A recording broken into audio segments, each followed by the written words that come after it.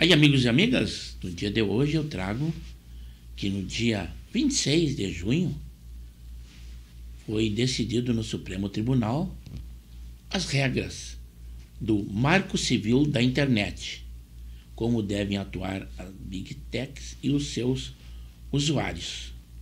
O score foi 8-3. Também um outro caso é aquele da Juliana Marins, que morreu numa expedição a um vulcão lá na Indonésia, e o governo federal disse que a lei não permitia que trouxesse esse corpo para o Brasil. Mas diante da pressão popular e críticas, e também o jogador Alexandre Pato, que se prontificou a pagar os custos, e com isso o presidente Lula disse que tomaria a iniciativa do governo brasileiro fazer o translado desse corpo, que inclusive já manteve contato com os familiares, dizendo dessa sua decisão. Mas a hipocrisia da esquerda é demonstrado nesse vídeo que eu trago a vocês. A deputada federal Tabata Amaral, do PSB de São Paulo, muitas críticas fez no estado de São Paulo, porque as bets estavam patrocinando festas juninas. Mas parece que lá no outro estado, em que ela tem um interesse particular e público, ela apagou essas críticas às bets, mesmo que lá tenha outro nome. É aquilo, críticas num lugar e no outro que lhe é conveniente, típico da esquerda. E é esse vídeo que eu trago a vocês. A deputada Tabata Amaral, que é a namorada do prefeito João Campos, já disse inclusive que é a primeira-dama, né? Ela deu uma entrevista ao Reinaldo Azevedo, jornalista da Band, e disse, não, primeira-dama. Estão planejando a família, inclusive já tem os nomes dos filhos, né? Diz que tem a homenagem, se for o primeiro filho homem, a homenagem a Eduardo Campos, o pai de João, tudo bem. Só que ela apagou uma publicação que ela postou minutos antes nas redes sociais, criticando o patrocínio de casa de apostas na festa de São João lá em São Paulo. Motivo? Olha, ela botou inaceitável. Festa de São João de São Paulo. Ó, Vai de Bet, ela marcou. Vai de Bet é parceira até no estilo. E aqui é a postagem enorme dela, ó. Botando para arrombar, como se bota milho para jegue. Claro, apagou porque o motivo. O namorado, João Campos, prefeito do Recife, tem adotado a mesma prática aqui no Recife. No Recife, tanto o Carnaval quanto o São João receberam patrocínio milionário de uma casa de apostas. A diferença é que lá é Vai de Bet. Aqui é Esporte da Sorte. Lá é Vai de Bet. Aqui é Esporte da Sorte. Em 2025, a prefeitura recebeu 5,5 milhões e a cidade foi marcada pela presença massiva da marca, o que levantou o questionamento se a festa era pública ou privada, né? Esse aqui é o post. Mas, ó, eu já me posicionei aqui contra essa redução de imposto. Para você ter uma ideia, eu sou empresário, né? Eu tenho negócio no Recife, eu pago imposto municipal mais alto do que a jogatina.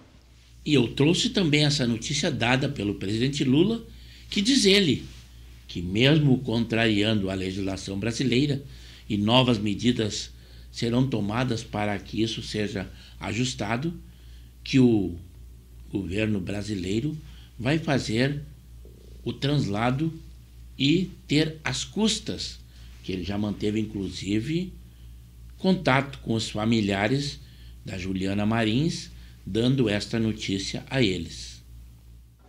O presidente Lula afirmou hoje que determinou Itamaraty para realizar o translado do corpo da Juliana Marins, morta depois que caiu no vulcão na Indonésia. Até então, o Ministério estava dizendo que não poderia fazer essa operação. A notícia foi dada pelo presidente ao pai da Juliana nessa manhã, como você está vendo. Eles conversaram por telefone, Lula prestou a solidariedade. A Juliana foi declarada morta, então, na última terça, depois de 4 dias de tentativas de resgate na Indonésia. Quando os socorristas, então, conseguiram chegar até o corpo, a gente mostrou esse processo aqui e o tamanho da aflição para chegar num momento como esse. Eles constataram a morte dessa jovem quando perceberam que ela já não tinha mais movimento antes mesmo do resgate. A família estava reunindo esforços para conseguir trazer esse corpo de volta para o Brasil. Ainda de acordo com o presidente, o prefeito de Niterói, a cidade da família da Juliana, também está ajudando nesse trâmite. O governo vinha sofrendo críticas nas redes sociais sobre como lidou com a situação. Lula disse que pretende mudar a lei para que, em casos futuros, o Itamaraty possa ajudar as outras famílias. Esse é um ponto importante, porque, apesar das críticas, a própria lei estabelece que o governo não tem essa responsabilidade quando temos uma situação como a da Juliana. Mas, mesmo com essa lei, o governo federal decidiu que vai ajudar no processo, obviamente, para aliviar tamanho sofrimento dessa família nesse instante. E, por último, trazemos a decisão que o Supremo Tribunal Federal fez por 8-3, decidindo como devem se portar as Big Techs e também os usuários.